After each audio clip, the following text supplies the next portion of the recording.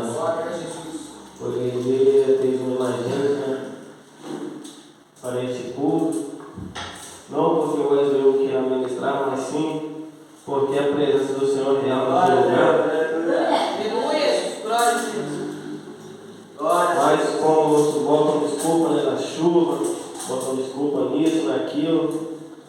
Mas, quantos que de fato não têm condições de realmente estarem na casa do Senhor, mas quantos que têm e não vêm porque não quer. Mas a presença do Senhor se encontra presente nessa noite. Evangelho de Mateus, por gentileza. Evangelho de Mateus.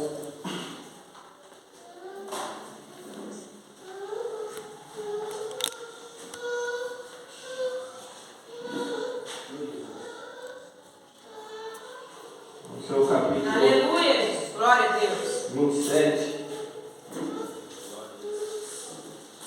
Aleluia, Jesus.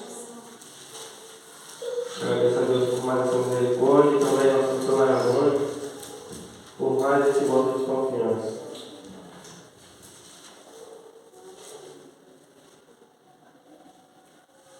Aleluia, Jesus. Glória a Deus. Glória a Deus. Mateus 27, versículo 30 e 31. Estarei em 30 e 31 por gentileza, amém? Amém. E cuspindo dele, tiravam a cana e batiam-lhe com ela na cabeça. 31, igreja. Depois de terem zombaram dele, tiraram-lhe o manto e o vestiram com as suas próprias roupas. Então o levaram para ser crucificado. Podeis salvar a nossa glorificando e bendizendo o seu nome do Senhor. De fato, é uma passagem bem grande, mas sempre para falar aqui um pouco de detalhes, de Mateus 27, onde foi lido o versículo 30 e versículo 31. E a qual vamos relatar, bem lá no início, com poucos detalhes, para se dizer, sem introdução nessa noite, que é como uma mulher veio até Jesus, a Bíblia faz dizer, que a mulher veio até Jesus, onde os discípulos estavam reunidos ali. E ela pegou um dos perfumes de alabastro caro.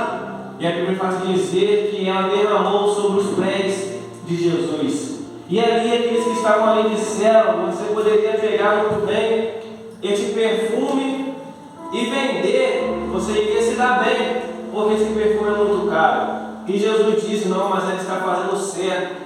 Ela está perfumando o corpo antes de ser sepultado. E Jesus, por isso que o Wesley Hugo está frisando no começo da pregação desta parte também, porque Jesus Cristo diz, e este evangelho deve ser pregado, este exemplo dessa mulher deve ser constatado em todo canto da face da terra, porque ela demonstrou uma atitude muito linda em pegar aquele perfume caro, alabastro, para derramar em Jesus. Ou seja, devemos ter humildade, independentemente do cargo que nós temos, devemos permanecer sendo humilde, independentemente da moral, da autoridade, da pessoa que nós somos, independentemente das condições financeiras que nós temos, independentemente de qualquer coisa na face desta terra, a humildade deve permanecer sobre todas as coisas e devemos reconhecer que nós sozinhos não somos nada, nós somos dependentes de Deus, e se ainda estamos vivos é por causa da misericórdia do Senhor. E Jesus Cristo dá uma ordem para os seus discípulos: vai preparar um lugar para nós participarmos dessa Santa Ceia. E os discípulos perguntam: onde? Vai na rua tal, encontrarás ali um homem com um cântaro de água na mão, segue ele até na sua casa, e ali diga ele ao mestre falou para prepararmos este local para termos a nossa Santa Ceia. E ali fizeram de igual forma, aí pulando algumas partes, Jesus chega com seus discípulos àquela Santa Ceia. E Jesus Cristo diz: um de vós há de me trair. E ali Judas Iscariote disse: porventura é eu, mestre? E aí Jesus Cristo disse: tu o dizes. E Jesus Cristo direcionou a palavra a Pedro: discípulo Pedro, você, antes que o galo cante 3 vezes, tu me negarás. Discípulo Pedro diz: não, mestre, eu não vou te negar. O Senhor, onde o Senhor for, eu irei. Se o Senhor pagar um preço, eu vou pagar um preço juntinho com o Senhor. Se o Senhor sofrer, eu vou sofrer juntamente com o Senhor. E ali Cristo disse: não, Pedro, 3 vezes o galo cantar, antes do galo cantar 3 vezes, tu me negarás 3 vezes antes que o galo cante. E ali todos os discípulos falaram a mesma coisa que o discípulo Pedro falou: não vou te negar, estarei juntinho com o Senhor. Jesus Cristo, a palavra é para dizer que ele sai dali da Santa Ceia, e a Bíblia vai dizer que agora ele sobe ao monte de Getsêmani. Para quê? Que ele sabia que estava próximo de ele pagar um alto preço, que ele sabia que estava próximo de ele passar pela crucificação. E a Bíblia vai dizer que ele, reconhecendo que estava próximo dele pagar um alto preço, passando pela crucificação, decide ir buscar um fortalecimento no monte de Getsêmani. E ali ele não leva os 12 discípulos, mas sim leva 3 discípulos, Pedro, Tiago e João. E a palavra vai te dizer que ele sobe, e ali a aflição, antes de chegar naquela crucificação, só na sua imaginação, a Bíblia vai te dizer que ele começa a suar, e o seu suor começa a virar suor de sangue. Ele já estava sentindo a pressão do que ele iria passar lá na frente, bem antes de chegar lá na frente, mas mesmo assim, ele estava buscando um fortalecimento, nos fazendo entender o Espírito Santo do Senhor, que é a qual, para nós vencermos as batalhas espirituais, de fato nós devemos ter uma vida de constante oração. Para vencermos o adversário da nossa alma, devemos estar buscando pela madrugada. Para vencermos as barreiras que se levantam contra nossas vidas, devemos estar buscando nos montes. Para vencermos o maligno, devemos ter uma vida de constante oração. Se não temos oração, a vida de constante oração, nós vamos ser alvo fácil de Satanás. Se não temos uma vida de constante oração, Satanás não vai precisar nem de se esforçar muito. Com um pouco de brechinha que ele conseguir abrir nós, ele pode nos destruir. Se nós não temos uma vida de constante oração, nós vamos cair no laço de Satanás facilmente. Se nós não temos uma vida de constante oração, nós vamos cair mesmo. Aleluia. Devemos ter uma vida de constante oração para estarmos fortalecidos na área espiritual. Aleluia. A palavra vai te dizer: ele se separa dos seus 3 discípulos no monte e vai orar sozinho. Pai, se possível fora, faça-se de mim esse cálice, mas se não for possível, faça conforme a tua vontade. Volta o discípulo, os discípulos estão dormindo. Desperta vocês que estão dormindo. Nem uma hora pudestes orar comigo. Vigiai e orai para que não entreis em tentação. E novamente ele vai pela segunda vez se apartar dos 3 discípulos, a orar, dizendo as mesmas palavras: Pai, se for possível, passa-se de mim este cálice. Se não for possível, faça a tua vontade, conforme a tua vontade. Nessa parte nos faz entender o Espírito Santo. Ele estava tirando um particular com o Pai Celestial, mesmo junto com os 3 discípulos, mas ele se afastou e teve um particular com Deus. Nos fazendo entender o Espírito Santo que agora nós devemos ser assim também. Temos o nosso particular com Deus. Tem um momento de nós se reunirmos como nesta noite, buscarmos a face do Senhor, clamarmos a face de Deus, sim, juntamente com os irmãos, uns com os outros. Mas temos que ter aquele momento também, que é a qual Jesus Cristo disse em Evangelho de Mateus, no seu capítulo 6, versículo adiante: quando orar, entra no teu quarto, fecha a tua porta, ore ao Senhor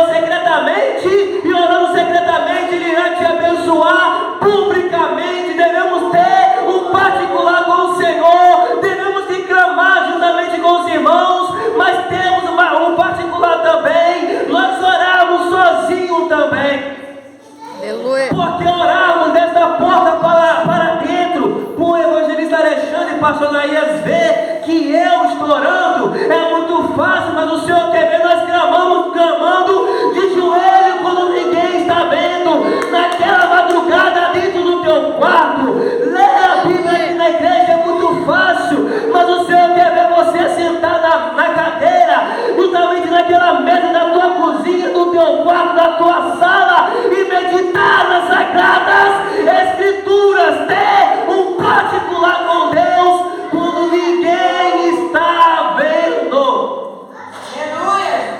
Aleluia. Orar ao Senhor. Interceder um pelos outros sim, mas interceder por nós também. Senhor, visita fulano. Senhor, visita ciclano. Senhor, cura fulano. Amém. Mas nunca se esqueça de dizer: Senhor, liberta a minha vida, me purifica, me fortaleça, me ajuda, porque eu sou dependente do Senhor. Jesus Cristo, na terceira vez, já fala diferente com os 3 discípulos ao pegar eles dormindo. E ele disse: agora vamos, vocês descansam, vamos descer, porque está próximo do Filho do Homem ser preso. Jesus Cristo, juntamente com os discípulos, desce do monte. E ali Judas Iscariotes, lá atrás, disse àquele exército, aqueles soldados: os soldados não conheciam a Jesus de vista. Os soldados conheciam Jesus apenas no nome de Jesus, apenas no falar, mas de vista não conheciam. E a Bíblia vai dizer que Judas deu um sinal para os soldados, a dizer: aquele que eu me aproximar dele e o beijar, este é Jesus, a quem vocês devem prender. E ali, de igual forma, conforme o sinal de Judas Iscariotes, ele chega até perto de Jesus, beija Jesus, e de repentemente aqueles soldados apanham Jesus para o prender. Nesta parte, nos faz entender o Espírito Santo. Cumpre-se a profecia que a qual Jesus lá atrás já tinha profetizado. Cumpre-se uma revelação que lá atrás Jesus tinha revelado, ao dizer que um daqueles que estavam na Santa Ceia naquela mesa iria trair a Jesus. E agora nessa parte, de fato, Judas Iscariotes trai Jesus, que a qual vivemos no meio de uma nova geração, em que as pessoas estão traindo Jesus. Judas Iscariotes traiu Jesus por 30 moedas de prata, mas hoje em dia as pessoas traem Jesus por coisas mínimas, que a qual nem 30 moedas que a qual Judas Iscariotes recebeu não vale. Judas Iscariotes traiu Jesus. Nós sempre vimos pregações, vemos saudações, conhecemos bem esta parte, que a qual traiu Jesus por conta de 30 moedas de prata. E hoje as pessoas assistem novela, estão traindo Jesus por conta da novela. As pessoas estão traindo Jesus quando falam palavrão, está traindo Jesus. A pessoa pegou uma mentira, acabou de trair a Jesus. A pessoa entrou na fornicação, na prostituição, acabou de trair a Jesus. A pessoa tentou se dar bem em cima do irmão, em cima do próximo, sem ter benignidade, sem ter honestidade, acabou de trair a Jesus. A pessoa volta a culto, só vem quando quer, está traindo a Jesus.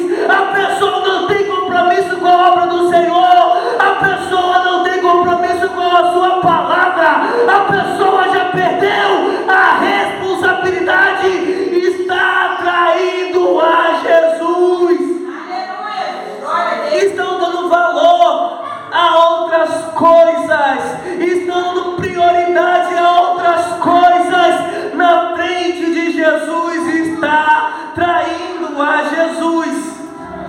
Quando nós pecamos, quando nós falhamos, quando nós desagradamos ao som dos olhos do Espírito Santo, estamos traindo a Jesus. Glória a Deus, aleluia. Prossegue-se dizer: vem mal ao pegar Jesus para o prender, depois que Judas Iscariotes o beijou, e Pedro desembanha sua espada e corta a sua orelha, a orelha de Malco. E Jesus Cristo dá um sermão: não é para você fazer isso, Simão Pedro. Isto é para se cumprir, eu tenho que ser preso para se cumprir o que os profetas falaram lá atrás. e que a qual você tem que embanhar essa espada novamente.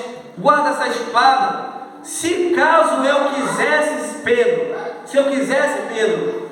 eu iria interceder, eu iria clamar, iria orar, e o meu Pai enviaria 12 exércitos de anjos para me defender, iria destruir tudo aqui. Mas não, eu quero que a palavra se cumpra, Pedro.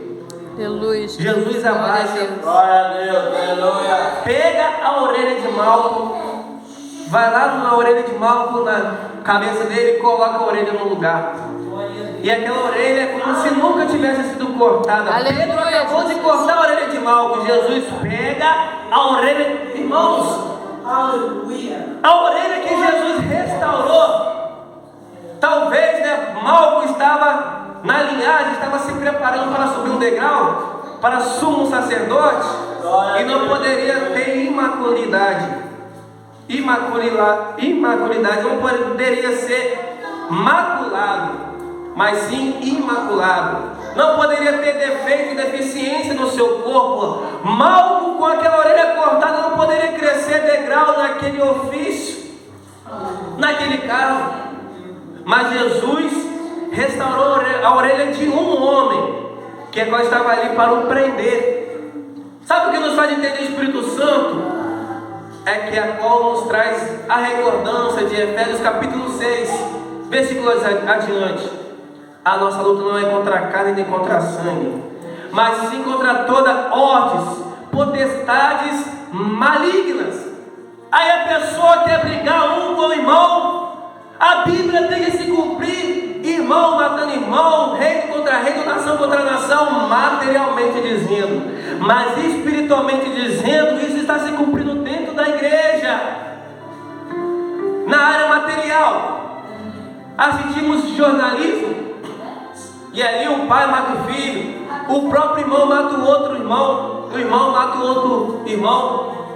Na área espiritual, a igreja está lutando contra a própria igreja mesmo. Ao invés da igreja se reunir, ao invés da igreja entrar em união, como o salmista Davi disse em Salmo 133, versículo 1: ó quão bom e quão suave é que os irmãos vivem em união. Ao invés de viver em união, não, estamos guerreando um irmão contra o outro, um querendo ser maior do que o outro, um querendo aparecer mais do que o outro. Esta briga, esta intriga, esta guerra está ao contrário, está entre os irmãos. Mas não é bem assim, é para se reunir, porque a nossa luta não é um contra o outro, não, mas sim contra Satanás, que está levando almas e almas para o inferno. Aleluia, Jesus. Enquanto estamos guerreando entre nós, Satanás está brincando com as vidas estão sofrendo lá fora. Enquanto perdemos tempo em intriga, irmão com irmã, irmã com irmão, irmã com irmã, com guerra entre nós mesmos, Satanás está levando vidas, está levando almas para o inferno. As almas estão padecendo aí fora. E o que a igreja está fazendo? Aleluia. A igreja precisa se despertar e lembrar: Jesus está voltando. Glória E a Satanás Deus. não está brincando, não. Está levando almas para o inferno. Meu Deus. A igreja precisa se unir mais, Aleluia. se ajudar mais, se fortalecer mais e lembrar que a nossa verdadeira guerra é contra Satanás, é contra o inferno. Restaurou a orelha de Malco, leva Malco preso. Perdão, Malco é aquele exército, aqueles soldados levam Jesus preso. E lá no pátio, colocam Jesus de joelho. Começa a vendar os seus olhos, vendo o olho de Jesus.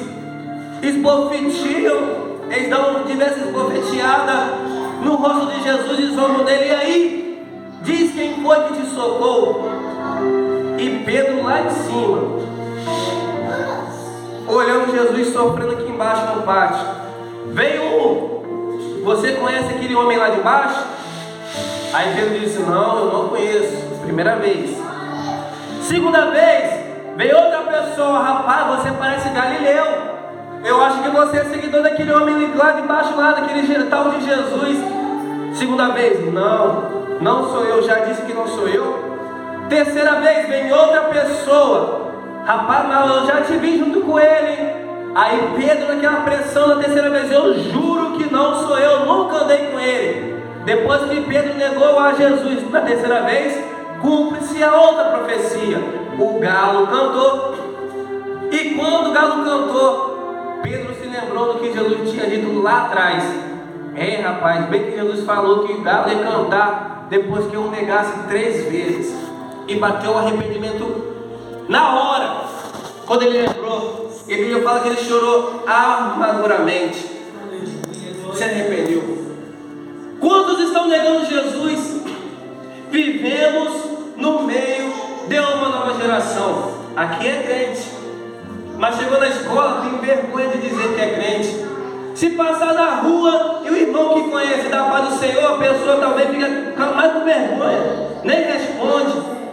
Aqui no meio do pastor da igreja é crente, é isso e aquilo, mas chega no meio dos coleguinhas, tem vergonha de aprender. Tem gente que é vizinho de tal irmão, de tal irmã, que o vizinho nem sabe que ele é crente. Nem sabe que ela é crente. Por quê? Porque não disse, porque não dá um bom exemplo, porque não demonstra que é um cristão, tem vergonha de dizer que é um evangélico, que é crente, que é cristão. Quantos estão negando Jesus?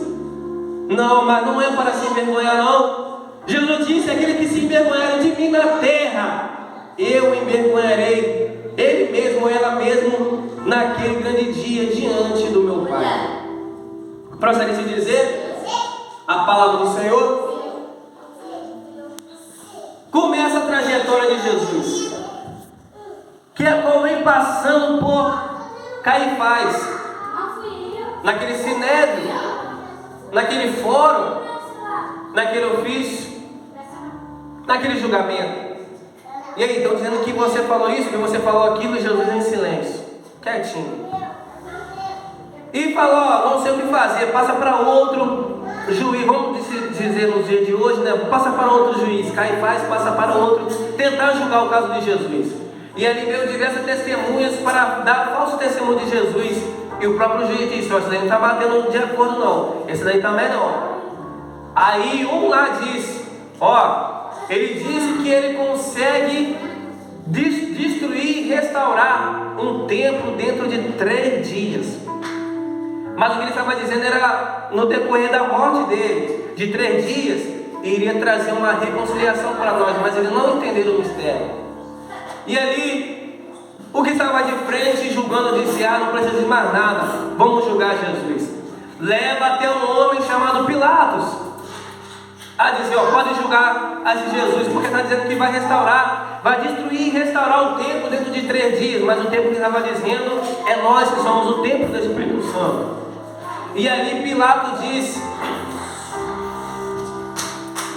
como de costume: traga agora 2 prisioneiros aqui. E vem Jesus de um lado, e um outro chamado Barrabás, ladrão, estrupador, salteador, está do lado de Jesus. Aí pergunta ao povo: e aí, povo, o que eu vou fazer com Barrabás?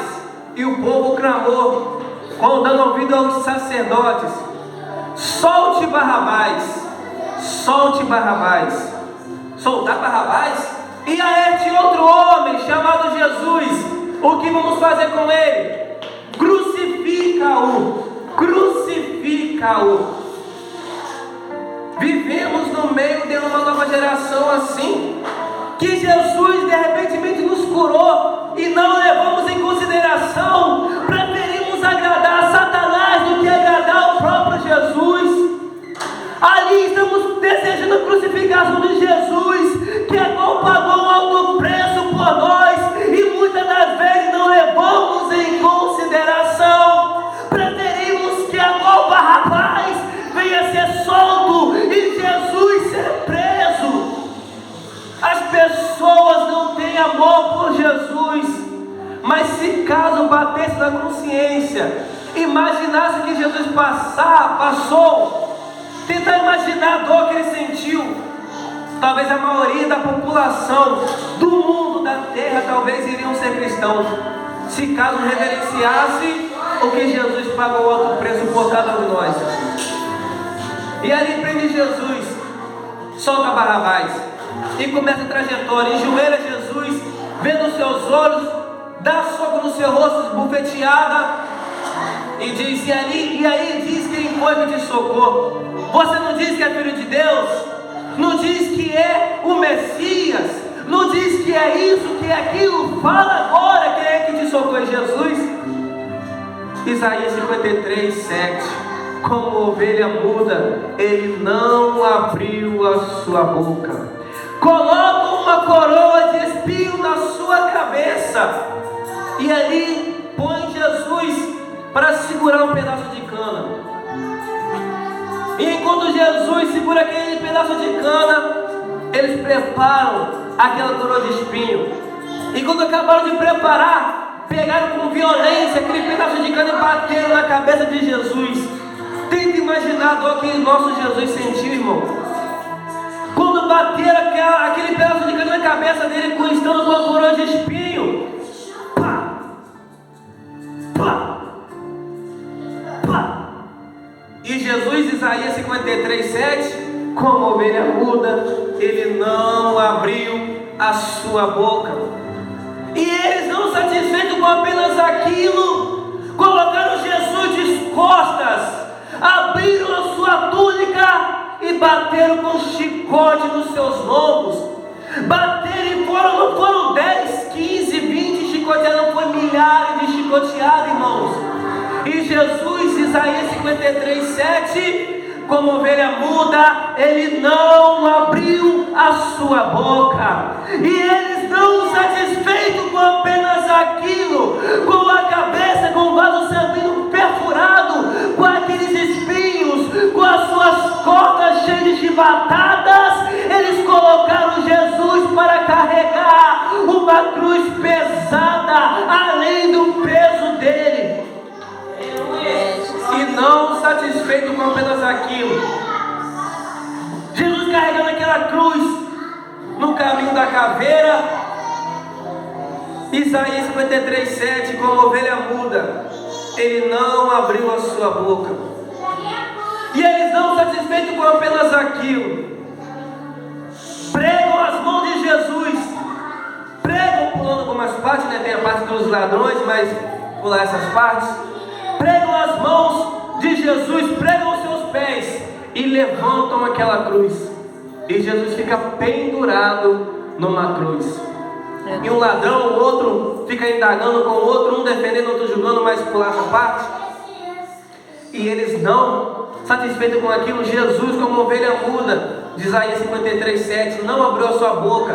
E aqueles homens, não satisfeitos com apenas aquilo, Jesus pede água, pendurado numa cruz. Eles pegam uma esponja, enche de vinagre e apertam na boca de Jesus. E Jesus, não bebendo, vendo que era vinagre, cospe.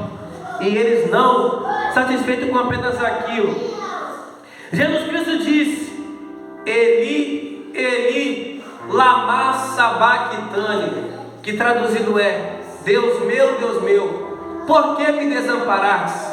Jesus se sentiu desamparado. Jesus se sentiu abandonado. Por quê? Porque ele pensou que Deus tinha abandonado a ele. Porque Deus não fez nada e deixou ele. Isso é a pressão que ele estava passando, irmãos. E eles, não satisfeitos com apenas aquilo, Jesus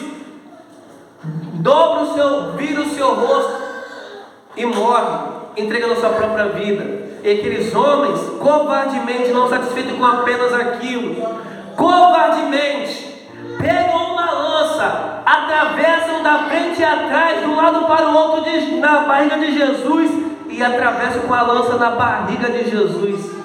Meu Deus. Mas a palavra é fácil dizer que a qual Jesus Cristo ficou primeiro dia morto, segundo dia morto, mas ao terceiro dia veio Maria e outras Marias no sepulcro de Jesus. E quando chegam lá, No sepulcro dele estava a pedra tampada, e ali a pedra não estava no buraco, no sepulcro de Jesus, mas estava envolvida de lado. E o anjo de branco estava sentado sobre a pedra. E ao terceiro dia, Maria e outras Marias vêm perfumar o corpo de Jesus, mesmo depois de morto. E ali olham o sepulcro vazio. E o anjo responde, neste Mateus 28, versículo 6. Estão procurando quem? É Jesus? Ele não está aqui, porque já ressuscitou. Como havia dito os profetas, Jesus já ressuscitou. Ele pagou um alto preço, ele sofreu, ele foi humilhado, ele foi massacrado, ficou morto durante 2 dias, mas ao terceiro dia, Jesus ressuscitou e ele vive para todo sempre. Glória a Deus. Jesus vive, ele não está morto, mas ele está vivo. Está sentado à direita, à destra do Pai Celestial, com glória e com todo poder. Elas vão até aos discípulos, por ordem daquele anjo, vai até a Galiléia se encontrar com os discípulos e dizer os casos a eles. Já terminando? E dizer que Jesus ressuscitou. E ali a Maria, a primeira pessoa que viu a Jesus, foi uma mulher chamada Maria Madalena, em outrora ele tinha expulsado 7 demônios de prostituição. Olha que honra, irmãos. Olha um aprendizado.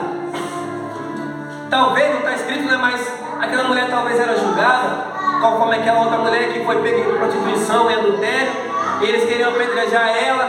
E Jesus disse: aqueles que não têm pecado, tirem a primeira pedra. E eles jogaram a pedra no chão e foram embora. Talvez fizeram isso com aquela Maria Madalena. Talvez julgaram ela pela pessoa que ela era, estava no adultério, na prostituição. Ela era uma mulher impura, mas é a primeira mulher a ver Jesus depois de ressuscitado. Aleluia. Isso nos traz um aprendizado para nós não julgar quem está lá fora, porque nós olhamos o dia de agora, o momento de agora, mas só Deus vê o momento de depois, o momento do amanhã, o momento de futuro. Está na droga, mas Deus tem um projeto na vida dele, e um traficante, um drogado que está nessa vida, o Senhor já vê o futuro e diz: eu tenho um projeto nesse jovem que está nas drogas, vai ser um pregador da minha palavra. Está na bebida, como costumo dizer, está na bebida. Nós olhamos o agora, mas o Pai Celestial vê o futuro. Agora está na bebida, mas eu tenho um projeto na vida dele, eu tenho um projeto na vida dela. Vai ser um grande homem de Deus na minha presença. Vai ser uma mulher impura, está no adultério, está na fornicação, está na prostituição. Sim, agora é uma mulher que está na prostituição, mas eu tenho um projeto na vida dela, e ela vai ser uma regente do ciclo de oração, vai ser uma missionária na minha casa. Aleluia. Nunca julgue a ninguém, irmão. Eu não sou melhor do que o outro. Você não é melhor do que o teu próximo. Aos olhos de Jesus, Ele nos ama da mesma forma. É crente, não é? Deus ama do mesmo jeito. Usa droga, parou de usar, não usa, Deus ama do mesmo jeito. Está com a vida certa, está com a vida errada, o amor de Jesus é de igual forma para todos. Aquelas mulheres vêm até a Galiléia dizer ao discípulo: Jesus ressuscitou. Aí vem o discípulo Tomé: eu não creio, eu não acredito, eu só vou acreditar que Jesus ressuscitou depois que eu ver Ele e tocar nele, só acredito vendo.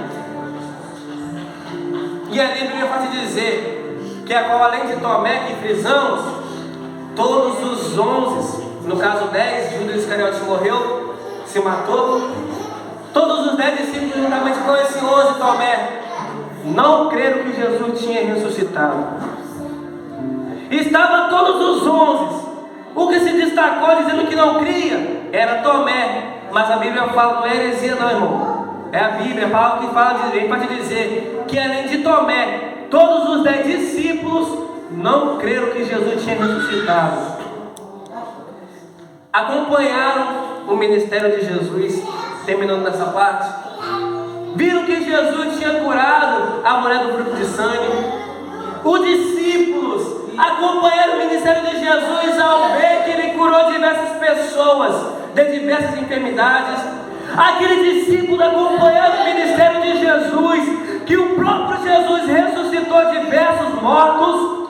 Agora o próprio Jesus, que teve poder, que fez prodígios e maravilhas que os discípulos presenciaram, o mesmo Jesus ressuscitou e nenhum dos discípulos creram, acreditaram que Jesus tinha ressuscitado. Nenhum dos 11. Não foi só Tomé não, foi os outros 10 também. Vivemos no meio de uma nova geração. Como discípulos presenciaram o ministério de Jesus, mas na hora de crer em Jesus ressuscitado, eles não creram. Que as pessoas no dia de hoje pregam sobre santidade, mas não vivem um pingo de santidade. Pregam sobre o amor, mas não vivem sobre o amor, não vivem o amor. Pregam sobre obediência, mas a própria pessoa que está pregando sobre obediência, essa mesma pessoa não obedece. Ou seja, prega, mas não vive aquilo que prega. Mas a maior pregação é o nosso testemunho de vida.